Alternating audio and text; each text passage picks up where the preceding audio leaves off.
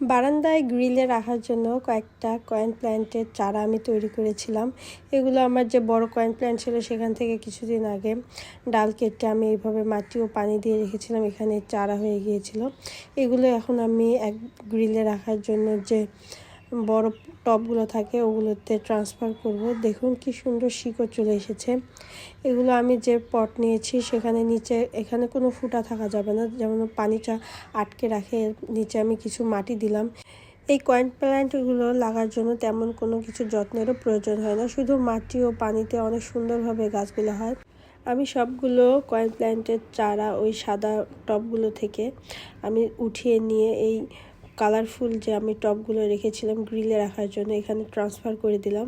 এর নিচে কিছু মাটি দিয়েছিলাম, মাটির উপরে আমি সরাসরি ওই গাছগুলো রেখে দিয়েছি। ওই গাছের শিকড়ের সাথেও যথেষ্ট পরিমাণে মাটি আছে, এই মাটি দিয়েই হয়ে যাবে। এই টবগুলো তেমন অনেক বড় না আবার ছোটো না, 4.5 ইঞ্চি থেকে একটু বড় আর 5 ইঞ্চির থেকে একটু কম এই টবগুলো।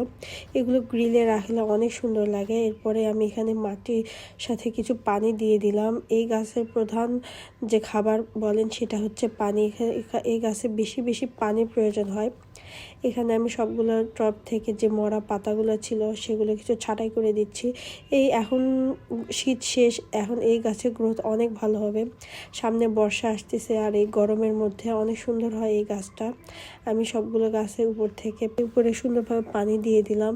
দেখুন আমার এই সুন্দর সুন্দর কিউট টবগুলো একদম রেডি। এগুলো এখন গ্রিলে রাখবো এবং কিছুদিনের মধ্যে এগুলোর থেকে নতুন একদম গ্রোথ শুরু হয়ে যাবে। এই গাছগুলোর তেমন যত্নের প্রয়োজন হয় না, প্রতিদিন যেন 3 থেকে 4 ঘন্টা একটু সূর্যের আলো পায় তেমন জায়গায় রাখলেই হবে।